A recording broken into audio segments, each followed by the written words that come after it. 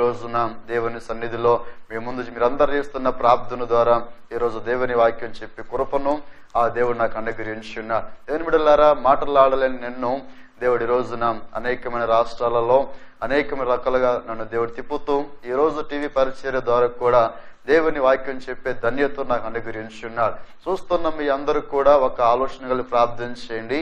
ఎవరైతే దేవునికి సమీపముగా నడుస్తూ ప్రార్థన చేస్తూ దేవునికి లోబడుతుంటారో వాళ్ళందరినీ కూడా పరలోకములో ఉన్న దేవుడును మనలందరిని చూస్తూ ఉన్నాడు. ఎందుకు దేవుడు చూస్తున్నాడంటే భూమి మీద ఉన్న ప్రతి ఒక్కరిని కూడా సంతోషంగా, ఆనందంగా, ఉత్సాహంగా, సంతోషంగా ఉండాలని దేవుడు నీ కొరకు నా కొరకు దేవుడు సిలువలో మరణించి తన ప్రాణాన్ని పెట్టి మనందరికీ తిరిగి లేచి ఉన్నాడు. ఎన్ని దెబ్బలైతే పడి ఉన్నాడో, ఎంతైతే రక్తము చెందించి ఉన్నాడో ప్రతి ఒక్కరూ సంతోషం ఆనందించడానికి కొరకు నేనైతే మీ కొరకు సిలువలో మరణిస్తున్నాను, మీ అందరి కొరకు ప్రాణం పెడుతున్నాను. కానీ భూమి మీద ఉన్న ప్రతి ఒక్కరు కూడా సంతోషంగా ఆనందంగా ఉండవాలని దేవుడు అలా చేసి ఉన్నాడు. బైబిల్ గ్రంథంలోకి వెళితే దేవుడు ఒక మనిషిని ఏర్పరచుకున్నాడు. ఆ మనుషుని పేరే దానియేలు. దానియేలు మీ అందరూ తెలుసు. ఆయనలో ఉన్న కొన్ని లక్షణాల గురించి ఇలా దేవుని వాక్యాన్ని అందాం.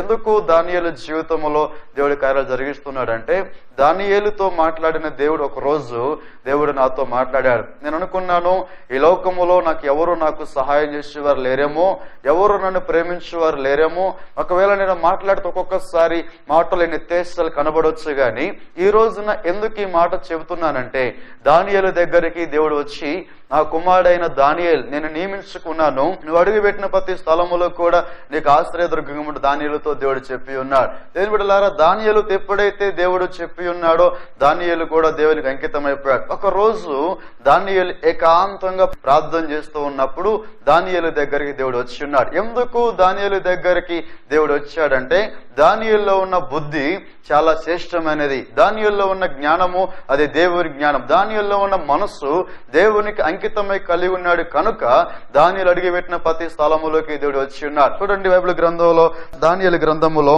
10వ అధ్యాయం 1వ వచనములో పారసీక రాజు కోరెషు పరిపాలన కాలములో 3వ సంవత్సరమున దానియేలునకు ఒక సంగతి బయల్చబడినో. ఎందుకు సంగతి బయల్చబడిందంటే ఒక రోజు దానియేలు ఒక నైట్ ప్రార్థన చేసుకొని పండుకున్నప్పుడు దానియేలుకు ఒక మంచి కళ వచ్చింది. ఆ కళ ఏంటంటే దానియేలు ఉన్న పారసీక దేశములో ఒక పెద్ద యుద్ధము జరుగుతుంది అని వచ్చేసరికి దానియేలు వెంటనే భయాకాంతులై ఆ రోజు వచ్చిన కళ నిమిత్తం బాగా పట్టుదలతో ప్రార్థన చేయటం ప్రారంభం చేశాడు. ఒకవేళ యుద్ధం జరిగింది అనుకోండి, దానియేలు కుటుంబం దానియేలు దేవునికి అంకితం అయ్యాడు కానీ దానియేలు కుటుంబం అంతా మారారు. కానీ ఆ యుద్ధము జరిగితే అందరూ చనిపోతారు, ఆ యుద్ధము జరిగితే అందరూ నరలోకానికి వెళతారు, ఆ యుద్ధము జరిగితే ప్రతి ఒక్కరు కూడా యేసుకు దూరం అయిపోతారని ఆ రాత్రి వచ్చిన కళ నిమిత్తం దానియేలు కొద్ది రోజులుగా ప్రార్థన చేయటం ప్రారంభం చేశాడు. ఎలా ప్రార్థన చేస్తున్నాడంటే చాలా రోషం కలిగి పట్టుదలతో, దేవా అట్లాంటి యుద్ధము మా పారసీక దేశం మీద జరగొద్దు నాయన,